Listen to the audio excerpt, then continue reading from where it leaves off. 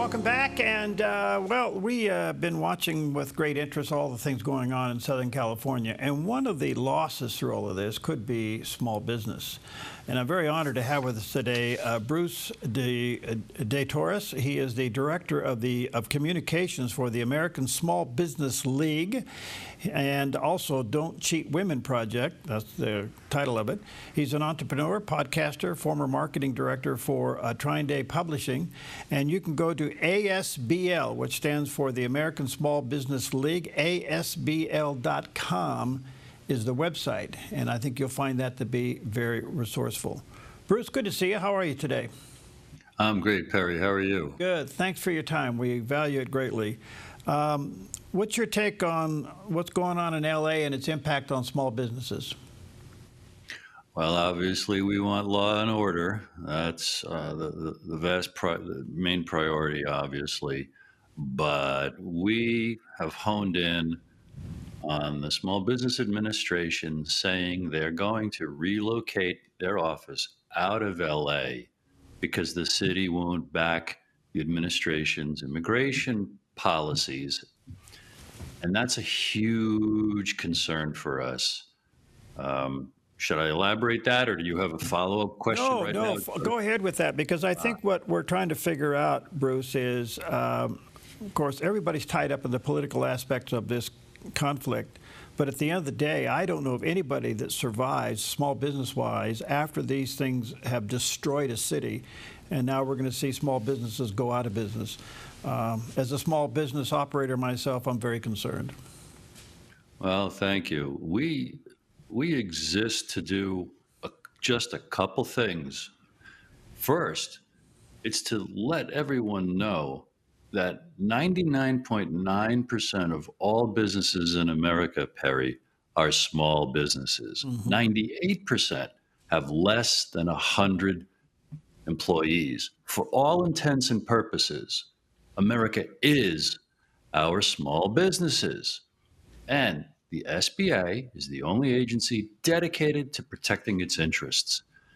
And unfortunately, we show that for decades, the SBA falsifies compliance with the law that 23% of federal contracts need to go to America's small businesses, meaning every year they say, oh, we met that goal, we exceeded it, how about a loan? They pivot away from that instantly. But we've won 100 plus legal victories, congressional investigations, and Inspector General reports from the SBA for decades, Perry, have shown that the vast majority of small business contracts go to America's biggest businesses, the 0.1% of companies that are huge. And they don't create one new job to perform the work of the contracts. But if real small businesses got those contracts, Perry, they would create an extra 2 million jobs every single year on top of the 2 million jobs that America typically creates. So why is the SBA pulling out of LA in protest to the city's handling of the administration's immigration policies? Why isn't every other federal agency pulling out of LA? This is part of a pattern of shrinking the presence, the impact, and the power of the SBA, because unfortunately, it's part of the conclusion that the government, the vast federal bureaucracies and all the agencies, really led by the Pentagon in this particular instance, have wonderful relationships with the biggest companies in the country, and they completely neglect and do little, if anything, for our legitimate small businesses. With that being said, Bruce, is it also because they have the lobbying power that small businesses don't have? Yes, that's a huge part of it. I recently looked up how many lobbyists are in Washington trying to influence your representative and senators and mine. And I think the number is 13,000 accounted for lobbyists. And the SBA is the only advocate for small businesses. And it's really a front. It's a whitewash. It's tragic. It's documented. And we love the opportunity to get on a show like yours, Perry, just to wake people up to this reality and try to challenge and inspire people for once in your life. Contact your representative, contact your senators, contact the White House, contact Kelly Loeffler, the administrator at the SBA, and say, is that true? Or can you prove that those contracts went to small businesses? Show us the small businesses you're calling small businesses that got those contracts. You won't get them. We've had legal battles, and then finally we've won and gotten sheet after sheet of redacted pages, big black blocks of no information. This is a major, major problem. You want to help the small businesses in LA, we have to just help the small businesses around the whole country by making the SBA do its job and prove it. Do you know, Bruce, if any members in the House and the Senate understand what you're saying? I don't know that, but you just gave me a great idea for part of my efforts as Director of Communications is to find that, because we're reaching out to all the members of the House and the Senate, separate small business committees.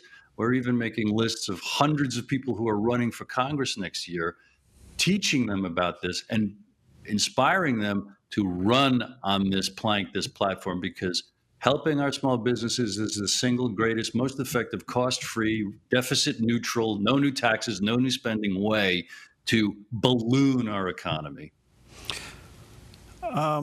Does your efforts include the small farmer? Not particularly. It would be a great focus. As we try to expand in staff, it would be great to target that. Why do you ask? Well, I come from that background, and I see the attack on small farmers forced to go to sell out to big ag. And the small farmer, it's their livelihood, obviously. But secondly, which is so interesting to me, is everybody wants to defend the small farmer, but nobody will take on the fact that we need to get rid of the inheritance tax. That's the only way a farm can be passed on to the next generation. Otherwise, the next generation can't stay in business. That's a great detail. I think I've heard that before. It's not front and center in terms of our efforts, but I really appreciate you bringing that to my attention. Well, it's part of small business. I want to come back to LA just for a moment. Do you see any effort, whether it's local or statewide, to take under consideration the impact on small business and what's going on in LA? No, not so far as I've studied it. I haven't studied the current thing there, you know, the riots, et cetera, since I believe last Friday in as depth as I need to and want to, but I haven't seen that. No, have you? No, I'm trying to figure out, because right now it's all political. I understand that part of it, but every time there is a riot of this magnitude, whether it's in Los Angeles, San Francisco, or other parts of the country, the real loser is the small business. They cannot regain. They lose everything. Yes, which is part of the pattern, which I could accuse it of being a long-term controlled demolition of America's small business, a la the destruction of so many small businesses in response to COVID-19. There were so many irrational, obviously targeted moves to shrink small business ownership and success. It's a huge concern. Okay. Let me say to our viewers and listeners, Bruce does have a website, ASBL. That stands for the American Small Business League. There's a picture of the landing page, and they are your frontline warriors for small business. You may want to check it out and be a part of what they do, ASBL. Bruce, thank you for your time, and hang in there. We need you fighting.